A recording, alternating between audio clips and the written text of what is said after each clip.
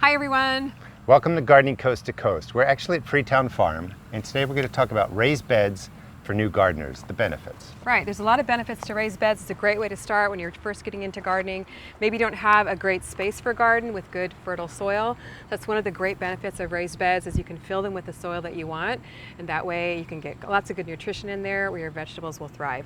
So here there's a lot of great examples of different types of raised beds that you can build or purchase depending on your budget and what you have available to you. Here's some really great 4x8 raised beds that were made with repurposed wood. I think you said right, Gary? Repurposed, yeah.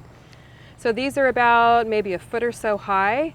And another thing that's great about raised beds is you can make them whatever size you want. Like I said, these are about a 4x8, but you could easily make these a 2x4 size to fit whatever space you have available. And I actually have a book on raised bed gardening coming out in the spring of 2022, and I have a lot of different plans in there and ways to fill them, different types of soil that you can make, or you can purchase bag soil at the garden center. And I like to make sure the dimension of the raised bed is 4 feet wide at the most, because your arms are about 2 feet. So if you do 4x6, 4x8, 4x4, you can walk around with a 2-foot reach, tend without stepping into the bed. A great benefit of raised beds is drainage. Now your plants are going to need good drainage, and sometimes if you plant in the ground and you have heavy clay soil, your soil may not drain as well. But with raised beds, because you're putting in soil that already has good drainage and they're raised up off the ground, the water will drain out well so that your roots don't get waterlogged.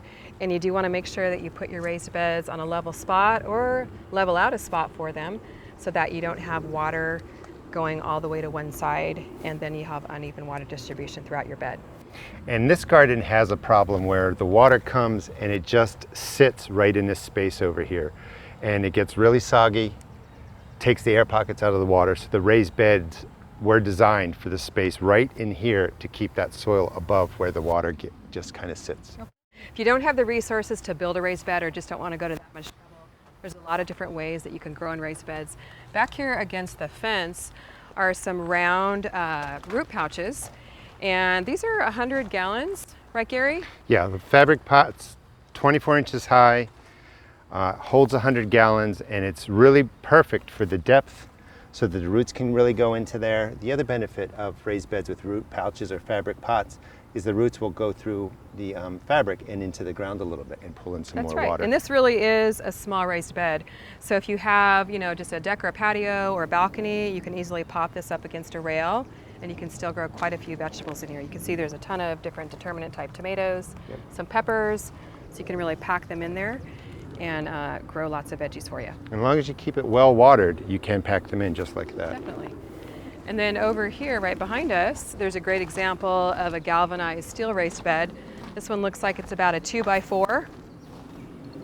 And I know you have a lot of these in your garden, Gary. I haven't grown in galvanized before, so maybe you can share a little bit about they come in all different shapes. Sometimes you can buy them where these are actually smaller sections and you can build whatever design you want. I like these because they're, this one, we're going to go with 16 to 24 inches. But the taller the bed is, you can do a few things to save yourself some money. So when you have these taller sides, in the bottom quarter, you can put down sticks, compost that's not fully broken down, just not that great of quality material right at the bottom quarter, and then you start putting in your good stuff on top. That will break down in age over time, it'll feed the garden, but it just saves you money in the filling cost, because if you're trying to fill this with bag soil from the bottom up, it can get really, really expensive. Right. And these galvanized ones are super sturdy, they're going to last you for years, and this one's deep enough where you could put large sized plants that are going to have quite deep roots like tomatoes, watermelon.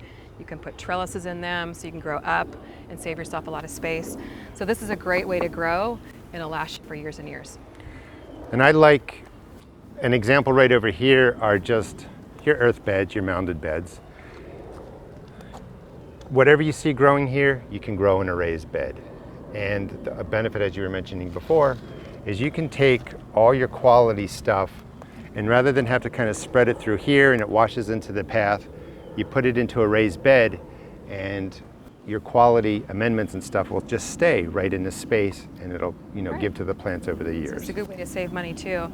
And here's some made with fresh brand new lumber. They look really nice. This will kind of weather over time, but this will hold up for probably 5 to 7 years before you're going to have to replace the wood. but super easy to make. You're basically just drilling together planks of wood, and I'll have a lot of instructions on that, on how to do that in my book as well. If you're a first-time gardener, I really encourage you to give raised beds a try. Whether you want to build them yourself or purchase pre-made beds, you can get them to fit any size space that you have, big or small, and before you know it, you're going to be harvesting your own fresh, tasty vegetables. Well, thanks for watching the Gardening Coast to Coast series. Gary and I are going to be starting a Gardening Coast to Coast podcast, so check the video description for the link, and let us know if you're going to be building in raised beds too. Thanks for watching. See you in the next next time. video. Before you know it, you're going to be harvesting some amazing vegetables of your own. Thanks for watching our Gardening Coast to Coast series. I can't do it. So I'd really encourage you to grow in raised beds. You could think, 3, 2, action. And in this garden, actually, we have the opposite problem. The plane's distracting me.